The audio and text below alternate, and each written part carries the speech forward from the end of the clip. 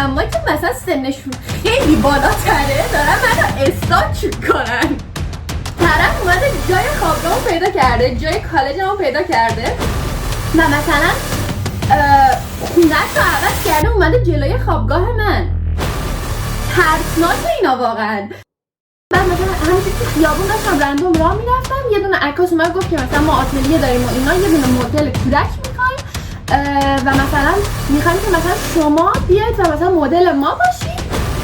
شاید خیلی وقت مثلا جدی نمیگرفتم که سنم کم بوده و مثلا میگفتم آره دیگه این بزرگ شه مثلا درسشو پیش میبره و اینا. اینه که از سن خیلی کم دقیقا دنبال آرزوهامونیم. یعنی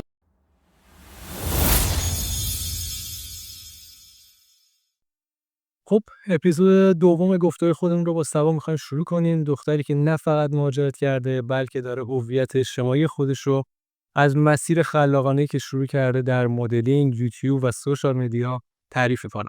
مسیری که شاید برای خیلی آرزو باشه، شاید برای خیلی یه رویا باشه، سبا داره توی اون مسیر قدم میزنه. ممنونم از اینکه در اپیزود دوم هم در کنار ما هستی سبا. خیلی ممنون از شما. خب چی شد تصمیم گرفتی در عرصه مدلینگ شروع به کار کنی؟ خب من از بچگی کلا چیزای هنری اینا رو خیلی دوست داشتم و خیلی برند و مثلا برندهای مختلف خیلی دوست داشتم. مثلا جوری که من خب از 9 سالگی با اینستا آشنا شدم، بعد یواش یواش با یوتیوب آشنا شدم، بعد از همون موقع میرفتم توی اینستا و مثلا پیجای برندهای مختلف رو فالو میکردم. و مثلا قشنگ یادمه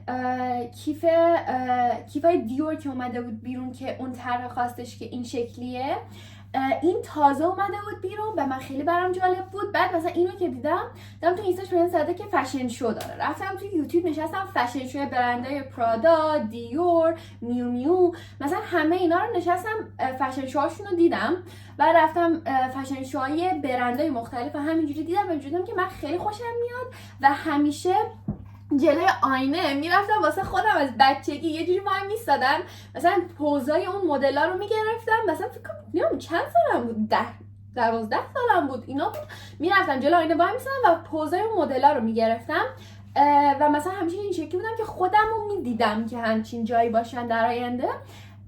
برای همین بعد قدمم مثلا از دور اطرافیام بلندتر بود، جوری که مثلا آدمای رندوم که بهم میرسن میگن که تو قدت انقدر بلنده باید مدل شی یا این چیزایی اینجوری که مرسی. خب بعد تو ایران انقدر این چیز جا افتاده نبود و خواهم دیگه این شکلی بودم که من باید برم مثلا بچه‌م که بودم چند تا از این مثلا اون موقع از این آتلیه‌ای هستن که از بچه‌ها عکس میگیرن، مثلا توی پیش اونا میرفتم. بعد مثلا همینجوری تو خیابون داشتم رندوم راه میرفتم، یه دونه عکاس اومد گفت که مثلا ما آتلیه داریم و اینا، یه دونه مدل کودک میخوایم و مثلا میخوایم که مثلا شما بیاید و مثلا مدل ما باشید. بعد مثلا بچه بودم، بعد مام بابام هم که دیدن من خودم خیلی دوست دارم دیگه اجازهشو دادن و از همون بچگی مثلا میرفتم تو آتلیه‌های همینجوری ایران عکاسی میکردم. بعد دیگه مثلا رفته یکی از دوستام اینجوری بود که خب مثلا بیا یوتیوب بزنیم. بعد دیگه یوتیوب هم زدم، بعد دیگه حالا اون خودش داستان جدا داره. بعد توی اونم باز مثلا اینجوری بودم که خب من مدلینگ رو دوست دارم و این چیزا. بعد تو ایران که بودم مثلا برای برندای پوشاکای همینجوری تو خود شیراز میرفتم یه چند جا مثلا عکاسی کردم و اینا، همون مثلا فکر کنم 14 سالگی اینا. بعدش اومدم اینجا که الان که اینجا هم مثلا عکاسا خودشون به خاطر پیجم بهم میگن که بیا بریم عکاسی، ولی اونجوری که برای برندهای خیلی خاص باشه دارم ایجنسی های مختلف همینجوری میرم، به خاطر اینکه خب حالا سنم زیر 18 سال بوده مثلا تا همین چند ماه پیش باید با نمیدونم اجازه خوابگاه اینا میرفتم، خیلی داستان داشت. ولی الان همینجوری دارم ایجنسی های مختلف رو میرم تا بتونم واقعا به عنوان یه شغل کامل، به عنوان یه مدل بتونم کار کنم. بسیار. الگوی خارجی یا داخلی الان داری در زمین مدلینگ یا نه؟ خارجی خیلی چیز نرمالیه، آخه بخوام بگم کنار جنا خیلی چیز نرمالیه، ولی آره اون. بعد تو تصمیم گرفتی اول در همون فضای ایران مدلینگ رو شروع کنی، درسته؟ آره. بعد آیا مثلا یه سری کامنت های منفی میگرفتی از طرف دوستان آشنایی، مثلا این چه کاریه، میتونی به جای که تایمتو در زمینه مدلینگ بذاری در زمینه ورزشت بذاری، درست بذاری، حرفای کلیشه‌ای دیگه، میدونی آیا مثلا همچین کامنت هایی گرفتی یا نه خیلی خوب و مثبت بود من کنار اومدن؟ واقعا نمیدونم چرا شانسم بوده چی بوده، ولی توی مثلا اطرافیان کامیونیتی که بودم همیشه همه مثلا حمایتم میکردن. واقعا این نظرش خیلی خوب بود، یعنی اینکه خیلی کم پیش میاد و واقعا فکرم شانس من بوده، نمیدونم چی بوده، ولی چون مثلا فکر کنم من دیده بودن که من مثلا قابلیت اینو دارم که چند تا چیزو کنار هم دیگه داشته باشم. شاید خیلی مثلا جدی نمیگرفتن چون سنم کم بوده و مثلا میگفتن آره دیگه این بزرگ شه مثلا درسشو پیش میبره و اینا، ولی از یه جایی به بعد دیگه مثلا دیدم نه، من واقعا جدیم راجع به مدلینگ و واقعا همچین چیزی رو میخوام. یعنی حتی تا یه جایی بود که مثلا حتی مام بابام یه تایم اینجوری بودن که خب مثلا نمیشه که فقط مدلینگ و این چیزا، مثلا باید مثلا تو مگه درس نمیخواستی بخونی، اینجوری که من میتونم دوتاشو با هم هندل کنم. و وقتی مام بابام اینو تو دیدن که من میتونم دوتاشو با هم دیگه هندل کنم و تا جایی که میشه مثلا از اون یکی بعضی موقع میزنم به اون یکی برسم و چون دیدن اون بالانس بینشون میتونم مدیریت کنم، بیشتر سعی میکنن از یه جایی به بعد دیگه حمایتم کنن. بسیار. من یه سوالی یادم رفت فراموش کردم ازت بپرسم در اپیزود اول، تک فرزند بودی شما؟ آره من تک فرزندم. فکر می‌کنی این تاثیرگذار بود روی اون حمایت همه جانواره یا نه؟ شاید آره اگر به مثلا نظر من خواهر خیلی برادرم تاثیرگذاره. داشتی باز خب پس بسیار مهم. اینم جالب به هر حال حمایت. آره مثلا احساس میکنم خیلی تاثیرگذاره، چون مثلا اگه اون مثلا کسایی که حالا مثلا چند تا فرزندن و اینا، خب اون اهمیت خانواده یه جوری باید درست تقسیم شه دیگه، ولی من احساس میکنم چون که تک فرزند بودم انجام دادن همین کارا و قبول مثلا پذیرشش از طرف مام بابام یکم برای اونا حتی ممکنه سخت‌تر باشه، به خاطر اینکه خب مثلا مام بابا این شکلیه که خب مثلا ما میخوایم دخترمون حتما مثلا تو زندگیش به یه جایی برسه و این چیزا، ولی خب از اون طرف اینجوریه که خب بالاخره اونم یه راهی رو خودش باید برای زندگیش مشخص کنه. یعنی خیلی جاها بوده که مثلا حتی مام بابام گفتن که مثلا تو بیا برو همچین شغلی رو انجام بده، بیا برو مثلا فلان شغل رو انجام بده. حتی مثلا مامانم اینجوری بوده خب مثلا چرا میخوای بری دندون پزشکی انقدر راهش میخواد سخت باشه، و چون من دوست دارم اینو و خیلی مثلا سر این چیزایی که میخواستم با هم ببرم جلو مثلا تا حالا شده بحث کردیم و هر چیز دیگه ای که بالاخره هر خانواده وجود داره به نظر من، ولی خب چون تک فرزند بودم احساس میکنم یکم بیشتر بام کنار اومدن. شایدم جالب. خب چی شد که تصمیم گرفتی پیج تو باز کنی توی اینستاگرام و اینکه چرا اصلا محتوای فارسی می‌خواستی تولید کنی؟ تو به هر حال زبان انگلیسیت خوب بود، توی انگلیس هم بودی، میتونستی وارد کامیونیتی انگلیسی زبان بشی و به تبع خب چون جمعیتش هم بیشتره، چه برای یوتیوب چه برای اینستاگرامت میتونستی ویو بالاتری بگیری، اما تو تصمیم گرفتی به زبان فارسی محتوا تو تولید کنی. این ماجرا چی بود؟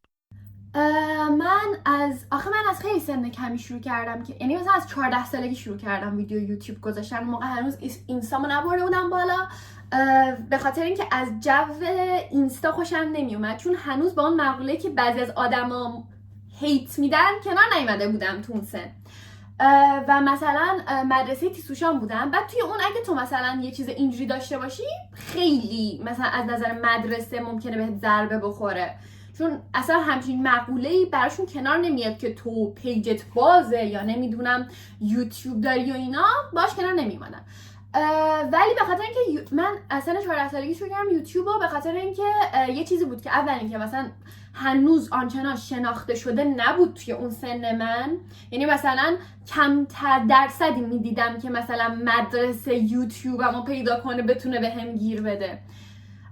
و من با یکی از دوستام اون موقع اون ایران بود هنوز، الان استرالیا است، بعد منو شروع کردیم با هم دیگه، گفت که مثلا اون گفت که تو انقدر ویدیو دوست داری و این چیزا، بیا با هم دیگه همینجوری برای فان یوتیوب شروع کنیم و مثلا تو چی دوست داری و مثلا این چیزا، مثلا اون خودش توش چیزای جنایی بگون دیگه، اصلا یوتیوب ادامه نمیده، ولی اون کسی بود که این ایده رو توی ذهن من گذاشت و من ادامهش دادم، ولی خب اون ادامهش نداد. و بعضی موقع که مثلا میشیم راجع به همین چیزی حرف میزنیم، واقعا مثلا خیلی باحاله که مثلا تو سن کم بهم گفت که چون من از بچگی که حتی مثلا آیپد و این چیزا داشتم، آیپد رو میذاشتم جلوم کارهای خیلی مثلا تو 9 سالگی 8 سالگی 7 سالگی خب مثلا من میدونستم یوتیوب وجود داره، ولی خب مثلا هیچ وقت اینجوری نبودم که برم از اون خب شروع کنم دیگه، خیلی بچه بودم. ولی خب آیپد رو میذاشتم جلوم، مثلا اینو تا نگفتم، مثلا درس که میخوندم آیپد رو گذاشتم جلو، مثلا داشتم درس رو توضیح میدادم برای آیپد. بعد خیلی خنده داره ولی مثلا شکلی بودم که سلام به شبکه سوا، خوش اومدید، امروز این درس رو دارید. بعد مثلا از بچگی من آشپزی میکردم، از همون 8 9 سالگی آشپزی میکردم. هر وقت هر چیزی که درست میکردم اون گوشی آیپد رو میذاشتم جلو، میگفتم خب به شبکه سوا خوش اومدید، امروز میخوایم با هم دیگه آشپزی کنیم، فلان کار رو انجام بدیم. و بعد اینجوری که بود، بعد دیگه مثلا چون اینو خیلی داشتم و مثلا برای فان چند بار به دوستام نشوندم که ببین بچه بودم چقدر اعتماد به نفس داشتم، چقدر از خودم ویدیو میگرفتم، حرف میزدم، حتی مثلا کار خیلی ساده رو فیلم میگرفتم. مثلا دوستم اینجوری میگم تو که میتونی تو همچین سنی بیا جلو دوربین بشینی حرف بزنی، توی یوتیوب میتونی واقعا مخاطب جمع کنی و میتونی مثلا زندگی عادیت بذاری و مثلا ویدیو بگیری و حالا مثلا هر درس تو زندگی یاد گرفتی توی ویدیوهات بگی، راهتو بگی و همه اینا.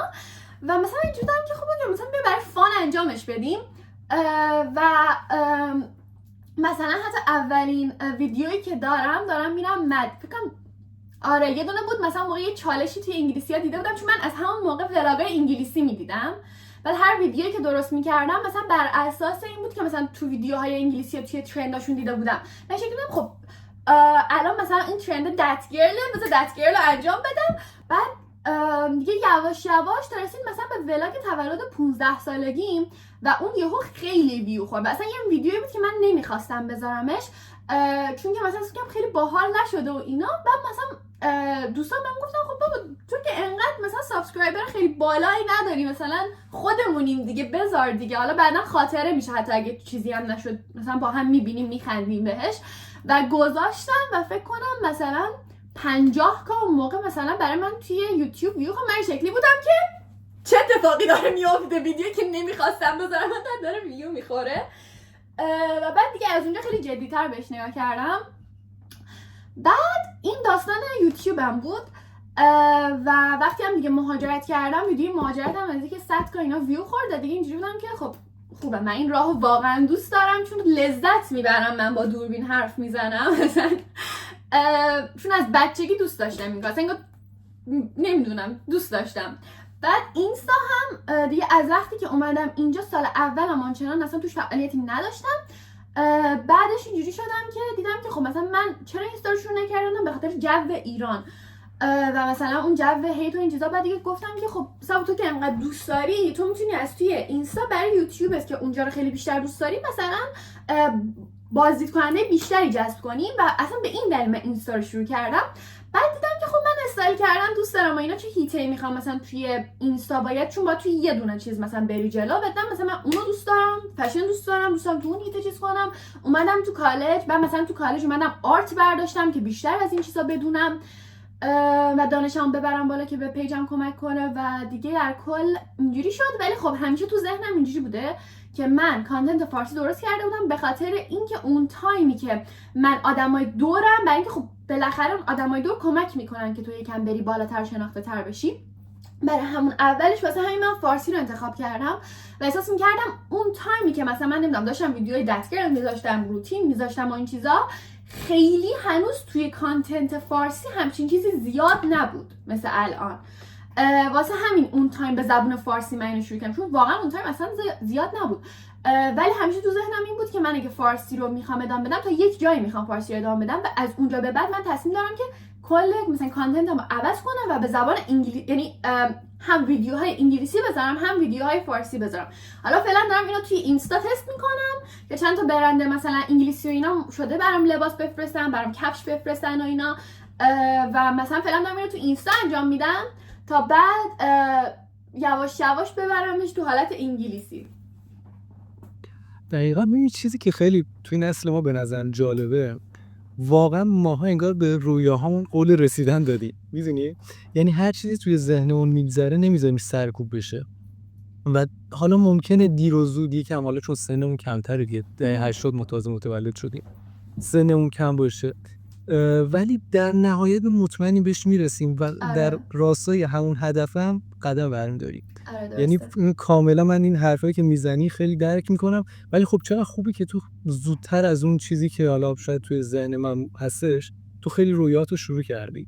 و خیلی آره. جالبه، یعنی هر چیزی توی ذهنت گذشته سعی کردی حالا با دیگران به اشتراک بذاری و این اصلا فکر کنم رمز موفقیت توی همین زمینه بلاگری همینه که هر چیزی میاد توی ذهنت تو با مخاطب خودت به اشتراک بذاری، حالا دیگه در نهایت تو مخاطب هدفتو پیدا می‌کنی. نه موافقی یا نه؟ آره واقعا. و اصلا یه چیزی که من راجع به مثلا حالا بخوام بگم 80 یا اینا خیلی دیدم اینه که از سن خیلی کم دقیقا دنبال آرزوهامونیم، یعنی دقیقا میریم تو همون راهی که همیشه فکر میکردیم مثلا میخوایم بهش برسیم، میخوایم ازش پول در بیاریم و حتی بهش علاقه داریم، سریع از همون سن کم شروع میکنیم. و مثلا من خب دختر خاله هامو مثلا اینا همه مثلا 70 و اینا هم مثلا بهمون میگن که ما تعداد آدمایی که دارن همراه درس خوندنشون کار میکنن تو این شرکت ها خیلی زیاد شده 80 که قشنگ همراه درس خوندنشون دارن کار کردنشون اینا رو میبرن جلو و این خیلی چیز باحالیه راجع به مثلا نسل ما. دقیقاً. یعنی من همین مثلا مهاجرت خودم هم مقایسه میکنم نسبت به برادرام که مثلا ده 70 یکیشون خب خیلی تصمیم مهاجرت داشت در سن 18 سالگی، ولی فکر کنم چون مثلا فرزند اول بود در اون دهه‌ای که معمولا یکم بیشتر حرف گوش کن‌تر بودن، بهش گفتن نه تو مثلا وایس لیسانس تو بگیر بعدش حالا پخته تر میشی بعدش میتونی مهاجرت کنی. در طول اون لیسانس گرفتن اصلا کلا نظرش در مورد مهاجرت عوض شد و اصلا اون شاید میتونست این مسیر تازه باشه، نمیدونم مثبت یا منفی، ولی کلا ازش اصلا صرف نظر کرد و حالا دید مثلا کشور خودمون میتونه راحت تر به اون اهدافش دست پیدا کنه. اما خب من اینطوری بودم که نه، الان من وقتی مطمئنم پتانسیلش رو دارم توی این سن مهاجرت کنم، توی سن 19 سالگی بود مهاجرت کردم و خوشحالم اصلا تا الان. ببین اصلا ما اینو موکول نمی‌کنیم به بعدن، حالا شاید خیلی یه سری جا منطقی تر ممکنه موکول کنیم، اما این نیست بخوایم با صحبت‌های کلیشه‌ای که هنوز بچه‌ام هنوز سنم پایینه مثلا یه سری چیزا رو عقب بندازیم. نمیدونم حالا موافق هستی یا نه یا آره. حتی یه چیزی که راجع به این انگلیسیام خیلی دوست داشتم اینه که از توی سن خیلی کم مثلا من کسایی رو میدیدم که از سن 15-14 سالگی دارن کار میکنن با اینکه خانواده‌شون مثلا پول خیلی خوبی دارن، اینا نه مهاجرت کردن نه چه مثلا خانواده‌شون اینجان، ولی دیدم که مثلا اینا قشنگ دارن همراه درس خوندنشون بعضیاشون کار میکنن و اصلا اینشو خیلی دوست داشتم. بسیار عالی. صبا میگن رمز موفقیت توی یوتیوب فارسی یا به طور کلی در اینستاگرام فارسی هم همینه، اینی که تو بری یه دونه محتوای انگلیسی یا حالا یه کانال انگلیسی زبان موفق رو در نظر بگیری و از اون الگو بگیری بیای همونو به شکل فارسی تولید کنی.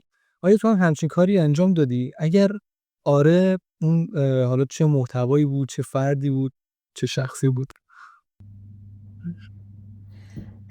من مثلا اولاش برای شروع کردن حالا توی اینستاگرام نه توی یوتیوب اولش خواستم شروع کنم یه دونه چنل بود اسمش فرناندو ریمیراز بود، بعد این دختره توی کانادا بود که اونم حتی مهاجر بود و اینا، ولی مثلا اون خیلی ویدیوهاشو اون تایم میدیدم، بعد برای همین مثلا ویدیوهای اولم مخصوصا اون دت گرل و این چیزایی که گرفته بودم مثلا مال همون 3 سال پیش اینا میشه رو از روی اون مثلا دیدم و خوشم اومد. بعد دیدم ترند توی خارجیاشون خیلی نگاه میکردم، دیدم برای اون شروع خیلی بهم کمک کرد همچین مثلا ایده‌ای که از بقیه خارجی که میبینی مثلا به ورژن خودت انجامش بدی و نه که دقیقا همونو با همون کلام با همون تون فقط بیای زبون فارسیش کنی، نه به ورژن خودم تبدیلش کردم و برای شروع خیلی بهم کمک کرد و بهم ایده داد.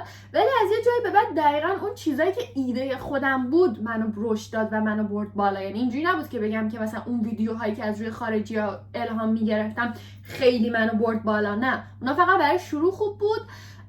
و مثلا من اون ویدیویی که توی اینستام فکر کنم نزدیک 9 میلیون اینا بازدید خورد، اون ویدیویی که اینجوری ویو خورد خودم ایدهش مال خودم بود که مثلا بزنم استایل منچستری و بعد یهو انقدر ویو خورد، از نه جایی دیده بودم هیچی، فقط یه لحظه اینجوری بودم که داشتم تو خیابون راه میرفتم بعد دیدم که مثلا چرا دختره منچستری همشون چرا همسنای من یه تیپیکال استایلن، یعنی خود انگلیسیاش اینجوری بودم چرا حتی مثلا فقط کفش همون نایک جردن حالا اون تایم و مثلا چرا فقط رنگش عوض شده چون خودم همچین چیزی رو توی دنیای واقعی دیدم و برام سوال پیش اومد. اینجوری بودم که خب ببین چرا مثلا همه این شکلیه و اینجوری بودم خب چرا که نه، خب بذار ویدیوش کنم دیگه، چرا که نه. و بعد گذاشتم و بعد یهو خیلی ویو خورد و اون مثلا ایده کاملا مال خودم بود، یا مثلا دوباره اون ویدیوی مثلا تولدم یا مهاجرتم اصلا هیچ کسی الهام نگرفته بودم و همینجوری ایده خودم بود و کلا مثلا برای کمک کردن توی اون راهی که حالا یکم راه بیفتی ببینی چی کار کنی، یا حتی وقتایی که مثلا میخوای یه ویدیویی بذاری ولی هیچ ایده تو ذهنت نداری، هیچ چیزی اتفاق نیفتاده، مثلا میشه از پیجای خارجی و اینا الهام گرفت. ولی اینکه به نظرم کلشو کپی کنی، خب اگه کسی که انگلیسی بلد باشه میره اونو میبینه، نه اینکه مثلا یعنی اگه ایرانی باشه که انگلیسیش خوب باشه. مثلا من خودم خیلی دیدم که مثلا یک سری چنل‌های ایرانی هستن که طرف حتی مثلا اونایی که معمولا حرف میزنن، طرف حتی مثلا کلمه به کلمه اونو داره به ترجمه میگه.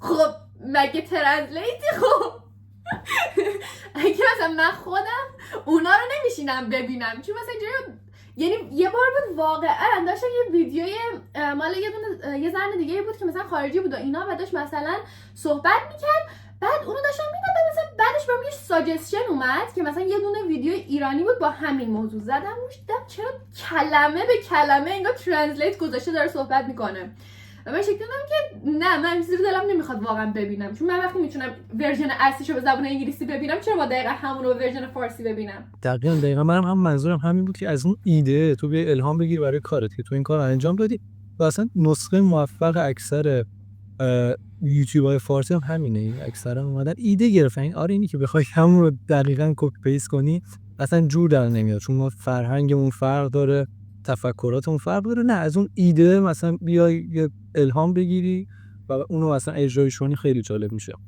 و یوتیوب اولش برای سرگرمی بود یا نه هدفدار باهاش شروع کردی؟ اون اولاش مثلا خیلی هدف بزرگی توش نداشتم، فقط اینجوری بودم چون خودم ازش لذت میبرم و مثلا با یکی از دوستان به صورت فان شروعش کرده بودم، مثلا اولش میذاشتم. ولی خب قشنگ مثلا اون تایم هرچی ادیت بلد بودم مثلا رفتم یاد گرفتم، نمیدونم رفتم مثلا آهنگای بدون کپی رایت پیدا کردم گذاشتم روش، مثلا همه این چیزاشو رفتم در آوردم و مثلا ولی خب به صورت اینجوری بود که مثلا آره مثلا حالا یه چیزی داشته باشم چون دوستش دارم. ولی بعد رفته دیدم که نه، من واقعا حالا بجز این که دارم انجام دادن این کار لذت میبرم، واقعا یه سری آدم‌های جدید مثلا همینجوری دارن منو سابسکرایب میکنن که من اینا رو نمیشناسم و بعضی از آدما واقعا میومدن توی همون تایم که همش یواش یواش داشتن میرفتن بالا، مثلا داشتن بهم میگفتن که سبا مثلا تو با این ویدیوت خیلی به من انگیزه دادی، سبا مثلا من از مثلا همین الان مثلا یکی میاد بهم میگه من از فلان سالگی مثلا تو رو فالو داشتم، از 2 سال پیش تو رو فالو داشتم توی مثلا یوتیوب، سابسکرایبت داشتم، خیلی این حرفت واقعا به من کمک کرد. و وقتی من اینا رو دیدم این شکلی بودم که من واقعا بجز اینکه حالا خودم از اون کار لذت میبرم، یه کاریه که در کنارش میتونن چند تا آدم دیگه مثلا یه راهی رو کنار من ببینن، یا مثلا میتونن راهی که من رفتم رو ببینن و ازش شاید حتی چند تا چیز یاد بگیرن. و خودم خیلی اینو دوست داشتم و همیشه اینجوری بودم که من واقعا دوست دارم این کار رو ادامه بدم، حالا هر چقدر درسم سخت بشه، هر چقدر مثلا حتی اگه بعداً درگیر هر کار دیگه شم، دوست دارم که اینو حتما در کنارش ادامه بدم، چون واقعا این چیزی که میبینم به جز اینکه خودم انرژی میگیرم یه آدم دیگه میتونه ازش انرژی بگیره خیلی جالبه. چون مثلا من یه بار تو منچستر داشتم راه میرفتم، حتی تو منچستر فکر کنم همین مثلا 6 ماه 7 ماه پیش بود، یک زن قشنگ مثلا 30-40 ساله منو شناخت و بعد گفت من ویدیوهاتو که میبینم خیلی انگیزه میگیرم، مثلا میبینم یه دختری به این سن میتونه انقدر این کارا رو انجام بده، من میگم چرا من خودم تو این سن نتونم به هدفم هنوز برسم. و من شکلی بودم که واقعا این ایمپرشنی که تو میتونی روی آدمو داشته باشی خیلی جالبه. دقیقاً تولید محتوای خیلی مهمه و آدم به نظرم باید خیلی هم مراقب باشه چه چیزی رو ارائه میده، چون به همون نسبتی که میتونی تاثیر مثبت بذاری، به همون نسبت ممکنه یه تاثیر خیلی منفی رو باید بذاری و این به نظر یه ریسکی هم بوده برای تو، ولی خب خوشبختانه ریسک مثبتی بوده. زیر 18 سال وارد سوشال مدیا شدن یکم خطرناکه، قبول داری یا نه؟ آره اصلا یه چیزایش مثلا من اومدم اینجا، خب مثلا من اولا راحت از راه خوابگاه میذاشتم، فکر میکردم اونقدر خب آدم منو نمیبینه هنوز دیگه، باشه بگم من یه کشور دیگه چیزی نیست دیگه، مثلا تو ایران از جای خونم نباید میذاشتم، ولی اینجا مثلا اوکیه دیگه، مثلا اومدم زیاد کسی فکر نمیکنم ببینه. بعد از راه خوابگاه میذاشتم، از راه مثلا کالجم میذاشتم، بعد سنم هم کم بود دیگه، دانش کافی هم نداشتم، مثلا کسی هم نبود مثلا انقدر بهم بگه این کارو بکن این کارو نکن، چون کلا مام بابام جوری نبودن که بهم بگن این کارو بکن این کارو نکن دیگه، جوری بودن که مثلا حالا هر جو خود داری پیش میری خود درستشو یاد میگیری. بعد دیدم یه سری آدما که مثلا سنشون خیلی بالاتره دارن منو استاک میکنن. طرف اومده جای خوابگاهمو پیدا کرده، جای کالجمو پیدا کرده و مثلا خونش رو عوض کرده اومده جلوی خوابگاه من. ترسناک اینا واقعا. و مثلا من شکلی بودم که خب اوکی الان دیگه واقعا نمیتونم هم چیزی رو. و یا مثلا توی همون ایرانم که بودم چند نفر مثلا جای خونه رو پیدا کرده بودن، خیلی اینا ترسناکه. بعد فهمیدم مثلا باید چیکار کنم چیکار نکنم از نظر امنیتیش و اینا، ولی از راه سختش همه اینا رو فهمیدم. یا مثلا دیگه یه چیز دیگه که بود، مثلا یه ویدیوی مثلا خب من سن کمی داشتم 16 سالم بود، یه ویدیوی خیلی ساده من توی اینستا گذاشتم و یکی از ویدیوهام 2000 تا آدم اومدن کامنت، یعنی 2000 تا کامنتی گرفت که همش بیادبی بود. و من تو ویدیو فقط داشتم حرف میزدم و فقط بیادبی بود و اون اولین باری بود که من یعنی مثلا اون حرفا رو به چشمم میدیدم، چون هیچ با آدمای در ارتباط نبودم که حتی تو دنیای واقع این حرفا رو بزنن، و اونو واقعا به چشمم دیدم. اولین بار خیلی برام سخت بود. دقیقاً سبا منم باید موافقم. اصلا یک سری ربات یک کامنت هایی میگیری که تعجب میکنی که خدای من اصلا در یک مورد دیگه صحبت کردم، چی شد آخه، چی گذشت توی ذهن اون آدم، اصلا چه تفکری داره که میاد همچین کامنتی میذاره. ما یه گفتگوی قبلیمون با مریلند، حالا که ایشون هم اینفلوئنسر توی کره جنوبی، خب خیلی صحبت‌های تخصصی صورت گرفت، چه در زمینه حالا آیتی، چه در زمینه برندینگ، چه در زمینه سوشال مدیا، و واقعا چه حالا همکار عزیزم که باش گفتگو داشت و چه خود هم‌نشین خانم مریم، واقعا گفتگوی جدی رو پشت سر گذاشتن، مثلا میشه محتوای زردی تولید نکردن. اما ما چند تا کامنت گرفتیم که واقعا اصلا هاج و واج مونده بودیم، خدایا شما اصلا چطوری از این محتوایی که تولید شده چنین برداشتی داشتید و چنین کامنت منفی و زشتی میذارید؟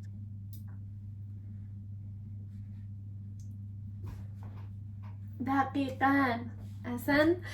اصلا من اون اولین بار اینو دیدم و مثلا این شکلی بودم که من اصلا چجوری بعد مثلا تعدادش اگه کم بود میگی اوکی آقا مثلا یه سری آدما دیگه بالاخره وجود دارن، ولی تعدادش زیاد بود و من این شکلی بودم که یه نفر دو نفر نیست که اینجوری داره فکر میکنه. و مثلا من اصلا نه مثلا حتی اصلا هیچ چیز خاصی نبود، داشتم میرفتم باشگاه، یه لحظه قبلش گوشی رو روشن کردم با همون استایل باشگاه که بودم، تازه به خاطر که ایرانیارم مثلا اون کانتنت ایرانی تو رو میشناختم، کاپشنم هم روش پوشیدم، یعنی هیچ چیزی نداشت که بخواد کسی راجع به این صحبت کنه. و بعد یهو بر اساس حرفم یه کلمه رو گل گرفته بودن، همینجوری داشتم میگفتم. من فکر می‌کردم که و این داره چجوری به اینجا رسیدید؟ واقعا چجوری؟ نه خودش رو بگو. و بعد اونو که دیده بودم خیلی روم تاثیر داشت، چون من این شکلی بودم که ناراحت شده بودم واقعا، چون مثلا اولین باری مثلا من هیت گرفته بودم و خب مثلا همیشه تو ذهنم بود که اوکی لازم نیست همه آدما دوست داشته باشن، بعضی واقعا باید مخالفن. و بعد اونجا این شکلی بودم که آقا مخالفی باشه ولی چرا بیادبی نسبت به من چیکارت کردم؟ عجب بودم. بعد واقعا شکلی بودم که اصلا من دیگه اینستا رو نمیخوام و این چیزا. بعد یکم که گذشت این شکلی بودم که خب همیشه توی هر راهی که بخوای پیش بری، تو هر کاری که بخوای همراهش انجام بدی بالاخره یه سختیایی داره.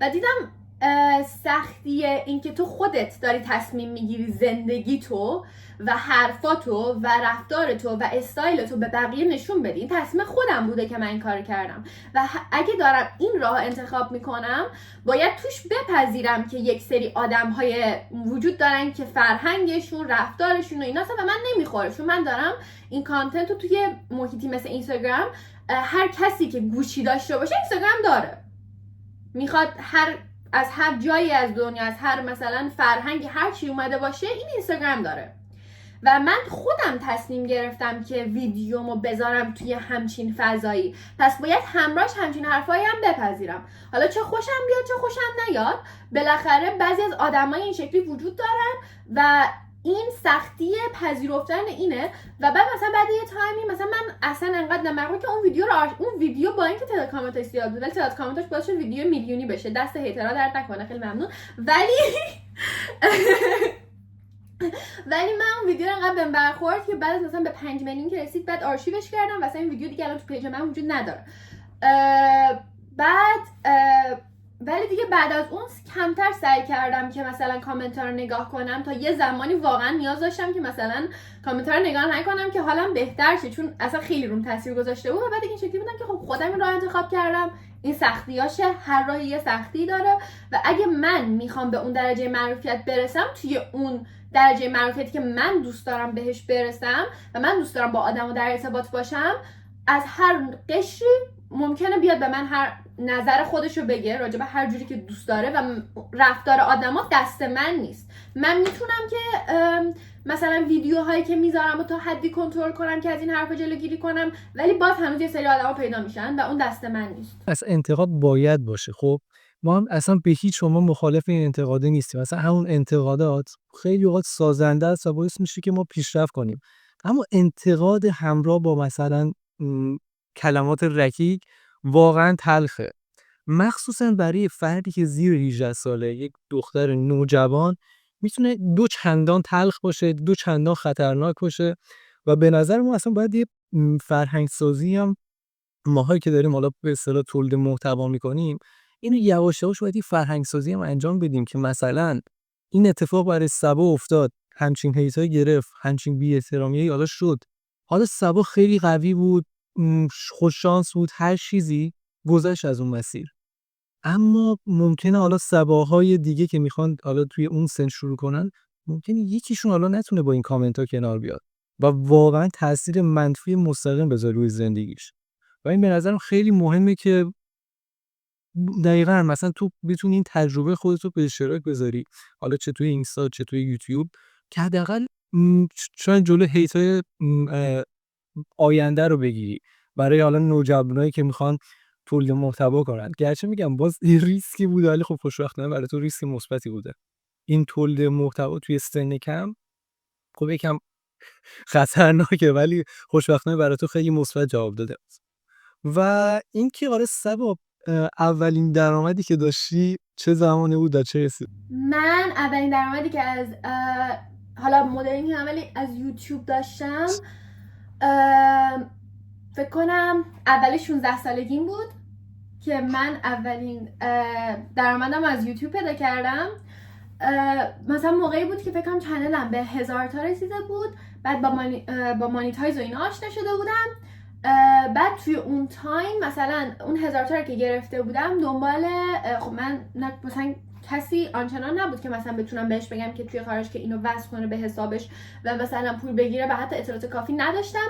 برای همین بس کردم به اون کانالای دیگه که مثلا توی ترکیه اینا وجود دارن، تو میتونی چنل خودتو به اونا وصل کنی و اونا میتونن اون مثلا پولی که میاد یه چند درصدشو برمی‌دارن، بقیه‌شو بهت میدن.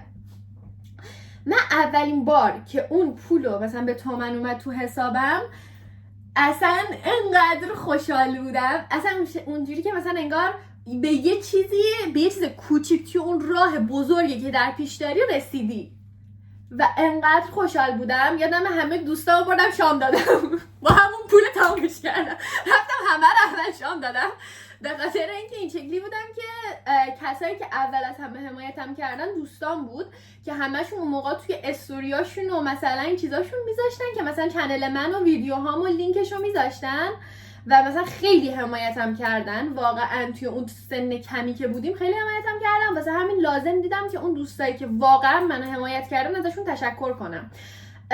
و بعدش دیگه یواش یواش تصمیم گرفتم که اون پولی که دارم در میارم و سرمایه گذاری کنم و اون پوله رو به جای اینکه خرجش کنم، بار اول خرجش کردم که از اون آدما تشکر کنم، ولی از بار بعدی من دیگه اون پول خرج نکردم، اون پول سرمایه گذاری کردم و خیلی اصلا اون پوله رو دیگه مثلا خودم دیگه دستش نمیزنم، به خاطر این شکلی هم که اون برای اون ثواب کوچولویی که اون موقع اون تصمیمو گرفت و اون چیزایی که بزرگی که میخواد بعدن داشته باشه رو بتونه بهشون برسه.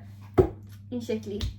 دقیقاً یکی از سوالاتم هم همین بود، چطور اون تولید محتوا باعث شد که مثلا احساس قوی‌تر شدن بکنی، که به نظرم جوابم از پیش گرفتم. یعنی در مورد اون هیتایی که گفتی، خب اونا واقعاً یه دختر نوجوان با اونا روبرو بشه و باش کنار بیاد، خب این به تبع همینطوری آردی اصلا دیگه میره به سمت و سوی قوی‌تر شدن. ولی یه مسئله دیگه هم بود توی همین تولید محتوا که باعث بشه واقعاً توی زندگی شخصیت احساس قدرت بیشتری داشته باشی. آره، اینکه من اولش که شروع کردم به گرفتن ویدیوها، از همون ویدیو اول که دتگرل شروع کردم، خب دتگرل مثلا اون تایم چی بود؟ یه روتینی بود که یه دختری ساعت 7 صبح از خواب بیدار میشه، نمیدونم به پوستش میرسه، بعد شروع میکنه ورزش کردن، بعد میره درس میخونه.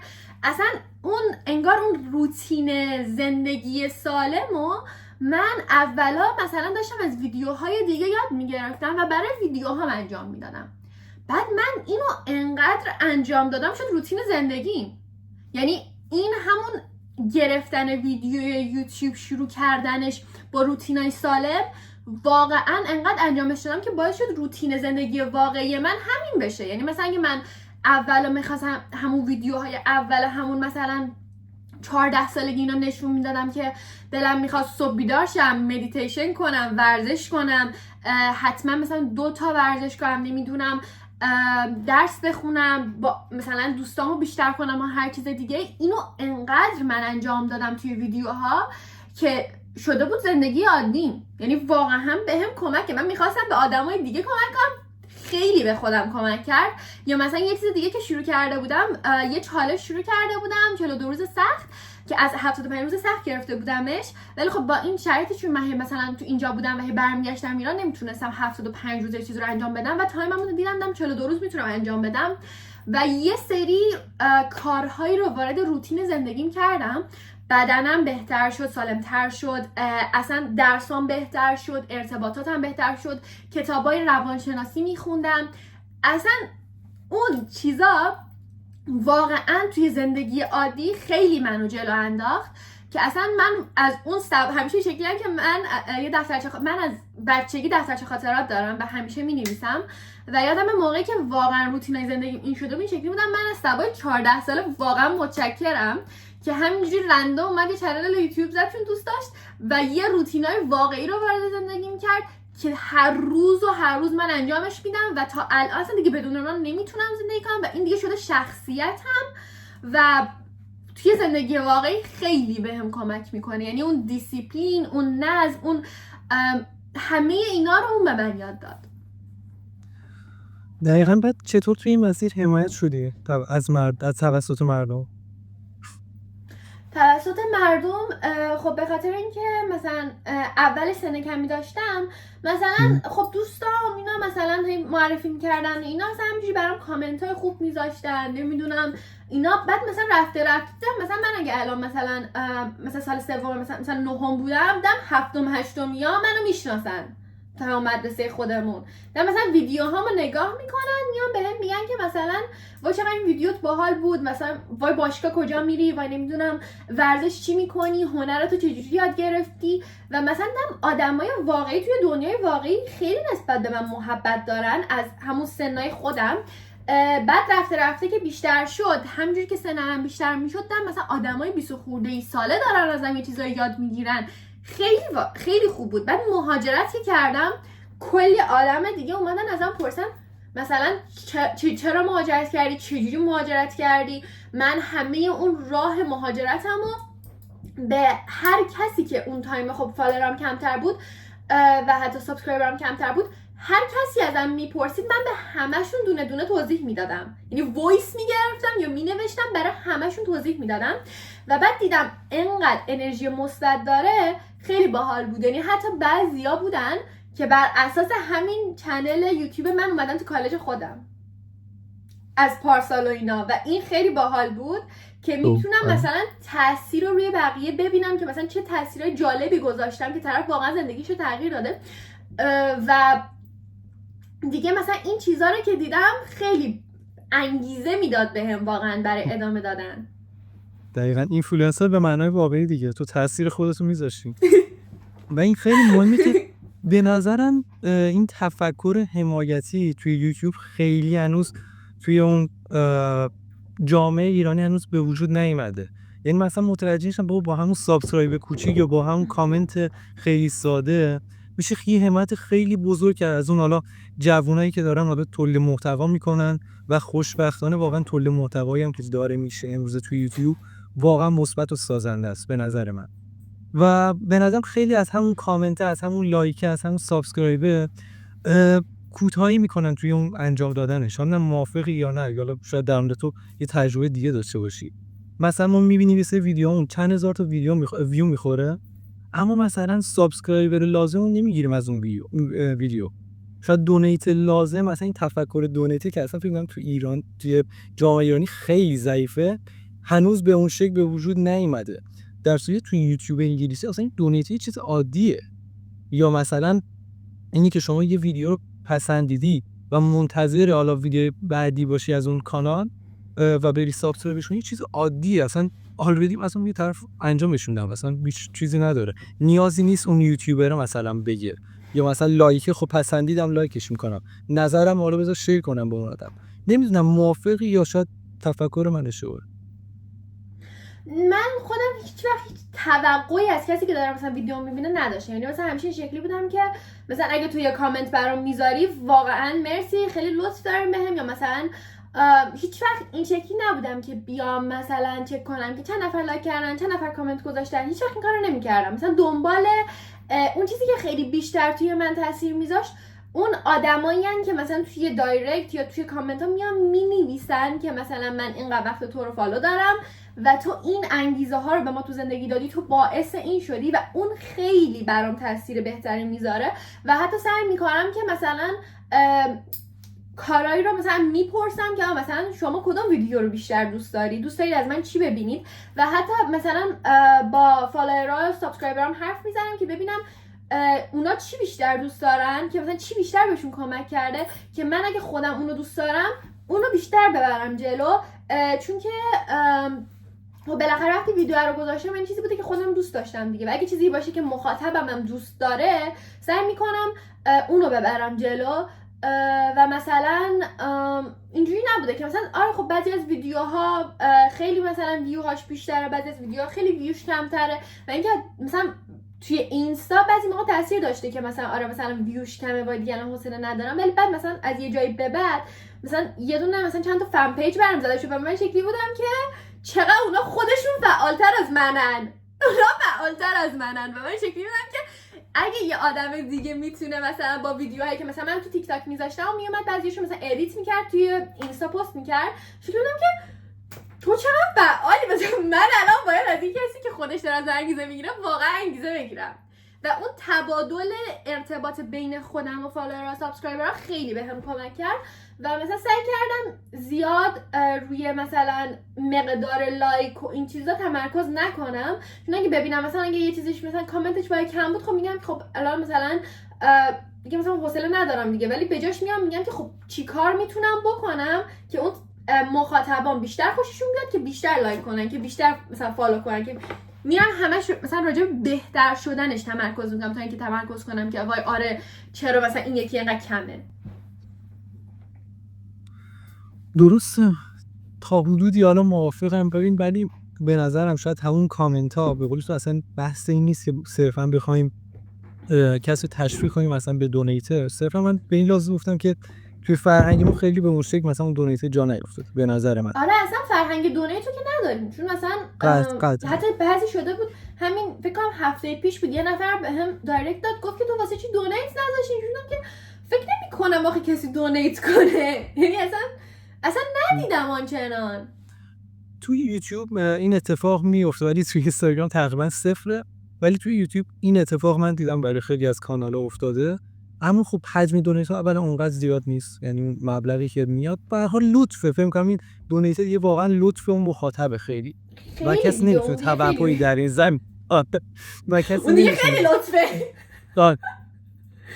و کسی اصلا نمیتونه در زمین دونیت توقعی داشته باشه. ولی کسی که به نظرم تولید محتوا میکنه میتونه توقعی نداشته باشه شما یه کامنت از شما بگیره، یا انتقادی یا پیشنهادی یا حمایتی. به هر حال به نظرم حداقل چیزی که اون مخاطب میتونه باز از روی لطف خودش با اون سازنده اون محتوا به اشتراک بذاره. این حالا نمیدونم توی یکم تفکر مثبت‌تری داشته در این زمینه، گفتیم من خودمو بهتر میکنم، اونقدر خوب میکنم خودمو که برام در نهایت کامنت رو بگیریم. ولی من میگم شاید نیاز باشه مثلا در این زمینه اما یه تلنگری داشته باشیم برای مخاطبین، یه تا یه حدودی، حالا خودمون رو در حد فرهنگ سازی نمیدونیم ولی تا یه حدودی شاید یه کوچولو بتونیم فرهنگ سازی کنیم در این زمینه. یه سری اوقات میگم صرفا در مورد خودمون هم نیست، واسه شاید برای بقیه که میخوان اصرار بزنن، شاید بقیه حالا اون مثلا همون حمایت حداقلی رو نداشته باشن، شاید مثلا حمایت دوستا رو مثلا نداشته باشن اوایل کارشون. و این به نظرم شاید بتونه کمک کننده باشه. و اینکه چقدر زندگی تو درگیر میکنه این تولید محتوا، آیا سعی میکنی فقط خودتو بذاری توی تولید محتوا یا نه واقعا الگوریتم سعی میکنی مدام مطالعه کنی، خودت آپدیت کنی و بر اساس اون الگوریتم صحبت کنی، و اینکه توجهی هم داری به چه چیزایی ترند میشن، یا مثلا توی اینستاگرام الان چه چیزی ترنده، توی یوتیوب چه چیزی ترنده، بر اون اساس تولید محتوا کنی، یا نه صرفا فقط میخوای خودتو بذاری. من خودم مثلا آره مثلا نگاه میکنم ببینم مثلا شده مثلا روزانه نه ولی مثلا یه چند روزی یه بار میشینم هی نگاه میکنم ببینم چه مثلا صداهایی، چه موزیکایی ترنده، چه مثلا چالشایی ترنده، چه مثلا ویدیوهای آدمایی که خودم حتی روزانه دارم میبینم میشم بررسیش میکنم ببینم مثلا این کسی که مثلا انقدر ویو گرفته، انقدر مثلا چیز بازخورد خوب گرفته، چه نکته‌ای راجبش بوده که مثلا همچین اتفاقی افتاده. یا مثلا من خودم خب اینجا چون دارم تنهایی زندگی میکنم خیلی از وقتای زندگیمو فقط دارم باید میگذرونم که میشم ویدیو یوتیوب بقیه رو میبینم، و مثلا وقتی که مثلا غذا میخورم و هر چیز دیگه همش دارم ویدیو یوتیوب میبینم. حتی تو بعضی موقع تو باشگاه ویدیو یوتیوب یه نفر دیگر رو میبینم و مثلا واسه همین بعضی موقع از اون سعی میکنم از اون حالت فقط بیننده در بیام و میشینم میبینم که من که خودم دارم میشینم این چنل رو این همه روز میبینم چه نکته‌ای راجبش هست که مثلا انقدر منو جذب کرده، و بعد میام از اونو الهام میگیرم. اگه و مثلا برای صداهای ترند و این چیزا مثلا موزیکا اینا اصلا اول مثلا میبینم که خب اوکی این ترنده ولی آیا به من میخوره، آیا این مثلا شخصیت من هست، آیا این نوع ویدیوهای من هست یا نه. چون مثلا اگه کلا آدمی باشه که خیلی شاخه بپری توی اینستا، مثلا اون بازی کننده میگه خب اوکی الان دقیقاً کانال تو راجع به چیه، برای همین مثلا اینجوری میکنم که ببینم اون صدا به من میخوره، اون صدا به سبک زندگی میخوره، به رفتارم میخوره، به طرز صحبت کردنم میخوره و بعد اونو استفاده میکنم یا استفاده نمیکنم. ولی خب مثلا چالش‌های توی مثلا توی ویدیوهایی که ترند میشن توی یوتیوب مثلا انگلیسی و این چیزا خیلی وقتا بهم کمک کرده که مثلا نوع فارسیشو درست کنم. دقیقاً خیلی مهمه اون محتوایی که تولید میکنی با روحیات خودت سازگار باشه. یعنی بخوای یه آدم دیگر رو بیاری جلوی دوربین، نهایتاً یه اپیزود، 2 اپیزود، 3 اپیزود دیگه حد اکثرشه مثلا بتونی دوام بیاری. بعدش دیگه نمیشه. یعنی ما توی کار خودمون دقیقاً همین بود. شاید اولش یک مقدار می‌خواستیم به سمت و سوی مثلا این باشه که یکم فان‌تر باشه، سرگرم کننده باشه، ولی بعدش این واقعا روحیات ما در اون زمینه نیست. شاید خیلی دارن تولید میکنن، عالی هم دارن تولید کنن، ولی ما آدم اون کار نیستیم. شاید یه موضوعی باشه، یه تاپیکی باشه که جدی‌تر باشه، بتونیم آموزنده تر باشه برای دیگران و اون رو حالا تصمیم گرفتیم جلو بریم. و اینکه این سبا یه چیزی گفتی، مثلا گفتی خانم 30-40 ساله توی منچستر مثلا دیده تو رو و گفته من دارم ازت انرژی میگیرم. خب خیلی جالبه مثلا یه خانمی که از تو سنش خیلی بیشتره میاد اینطوری همچین کامنتی برات میذاره، خیلی جالبه. این چه اتفاقی افتاد، چه کاری انجام دادی که اینقدر مردم خوب با دارن ارتباط میگیرن؟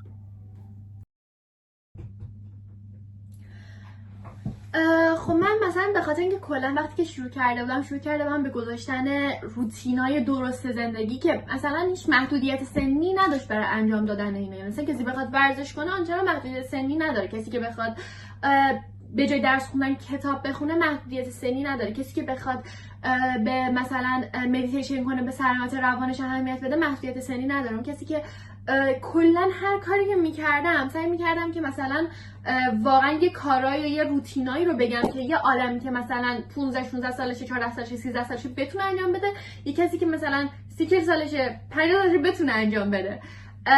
و برای همین بعد هیچ وقت مثلا بعد یه چیز دیگه هم که بود، من وقتی که ویدیو یوتیوبمو شروع میکردم هیچ وقت اینجوری نبودم که الان برم کل محیط پشتمو مرتب کنم، نمیدونم برم آرایش کنم، برم فلان لباس بپوشم. با همون لباس راحت خوابی که از خواب بیدار شدم و مناسب بود، اگه مناسب بود مثلا میکاپ هم نداشته شروع میکردم.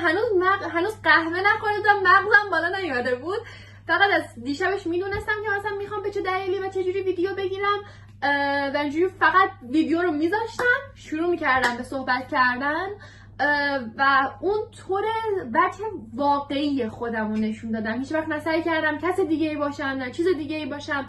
که حتی مثلا بعضیا بهم پیام دادن میگفتن که خیلی دوست داریم این که چیزی که راجع به تو اصلا نمیای یه آدمه بری توی جلد آدم دیگه، چون تو همه ویدیوهایی که تا الان گذاشتی همیشه یه جور بودی تقریبا و مثلا یه بیس اخلاقی رو داشتم، یه بیس رفتاری رو داشتم و احساس میکنم چیزی که خیلی تونستم با مخاطبم ارتباط برقرار کنم این بوده که هیچ وقت سعی نکردم کس دیگه ای باشم و واقعا اونجوری که واقعی زندگیم بوده، روزای خوب و روزای بدم رو نشون دادم.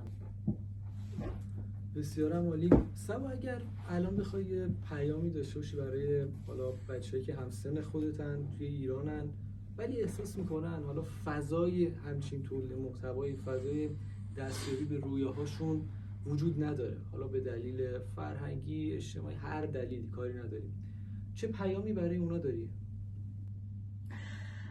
خب ما توی نسلی زندگی میکنیم که به خاطر چیزایی که داریم میبینیم رویاهای معمولا بزرگی داریم و به نظر من و توی محیطای سختی حالا زندگی میکنن بعضیا، به نظر من همین داشتن این رویاهای بزرگ هیچ وقت ازش صرف نظر نشید به خاطر موقعیتایی که داری، به جاش برش راه حل پیدا کنید و اگه شما نمیتونید با این کار توی این محیطی که هستید به اون چیزی که میخواید برسید، برید همیشه آپشن‌های بعدیتون رو در نظر بگیرید که بگید که اگه من این کار رو دوست دارم، اصلا من توی محیطم ولی محیط درست برای من کجاست، محیط درست و کار درست رو برای خودتون پیدا کنید و به نظر من همین دنبال راه حل گشتن جدیده که آدما رو به راه جدیدی پیدا میکنن و زندگی جدیدی رو میتونن برای خودشون بسازن و به نظر من نباید مثلا تو این سن هیچ وقت از رویاها و امیدها آرزوتون دست بکشید و درسته توی همه راه هم سختی وجود داره ولی همین سختی هن که باعث میشن آدم قوی تر بشه و از نظر دیگه هم که چیزی بخوام بگم اینه که سعی کنیم که همه به هم کمک کنیم. من خودم به شخص اینجا که اولش اومده بودم خیلی از آدما میخواستن منو بزنن زمین ولی خیلی از آدمای دیگه هم باعث شدن که من واقعا با این محیطی که هستم جا بیفتم و همون مهربونیاست که به نظرم قشنگیای زندگی رو میسازه که هر آدمی دست به دست هم دیگه بدیم که بتونیم با هم دیگه پیشرفت کنیم. بسیار عالی. خیلی ممنونم از اینکه در 2 اپیزود در کنار ما بودید و در این داستان شرکت کردی، با امید اینکه در آینده هم همراه با موفقیت‌های جدیدت بتونید در کنار ما باشی. و اما سوال پایانی من از شماست. اگر شما در سن سبا مهاجرت می‌کردید الان چه شرایطی داشتید و کجا بودید؟ با ما در بخش کامنت‌ها به اشتراک بذارید و لطفاً برای تماشای اپیزودهای بعدی ما رو سابسکرایب داشته باشید و اگر این اپیزود رو هم پسندید لایک کنید و با دوستان خودتون به اشتراک بذارید. ممنون از همه شما مخاطبین عزیز این داستان. تا دیدار دیگر، بدرود.